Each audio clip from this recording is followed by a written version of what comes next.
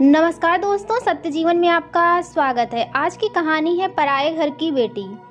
पूजा बहुत खुश थी। शादी के बाद यह पहली बार था जब वह अपने घर जा रही थी। वह अपने फ्लैट तक पहुंची और घर की तरफ चलने लगी। उस छोटे से रास्ते पर चलने के दौरान उसकी कई सारी खट्टी मीठी यादें ताज़ा हुई। उसके दिमाग में बहुत सारे ख्याल चल रहे थे। अचानक जब वह दरवाजे पर पहुंची तो अब उसकी ख्यालों की ट्रेन अपने लास्ट प्लेटफॉर्म पर आ चुकी थी। तब उसने हाथ धीरे से उठाकर घर की बेल की तरफ बढ़ाया।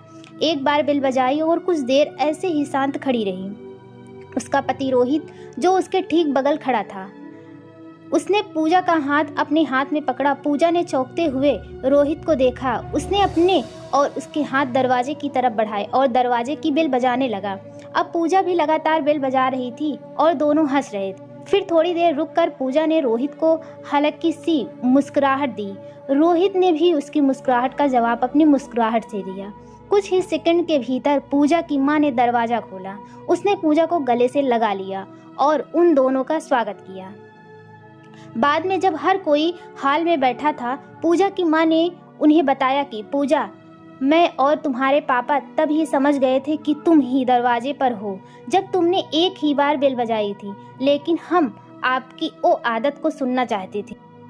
बेटा, आप ही समझ सकते हो ना, हमने आपके दरवाजे पर बेल को बार बार बजाने को कितनी बुरी तरह से याद किया होगा। पूजा बहुत खुश थी क्योंकि उसके पति ने उससे शादी करने से पहले ही उसकी ज़िंदगी से इस तरह की छोटी छोटी खुशियों को जानना शुरू कर दिया था, जिससे पूजा को खुशी मिलती थी। वह उसके साथ बचकानी हरकतें भी करता था, जो चीज़ पूजा को बहुत हंसाती थी। इसी प्रकार से एक दूसरे में प्रेम व्यवहार बना रहता था। आपको स्टोरी कैसी लगी? अगर स्टोरी अच्छी लगी तो आप वीडियो को लाइक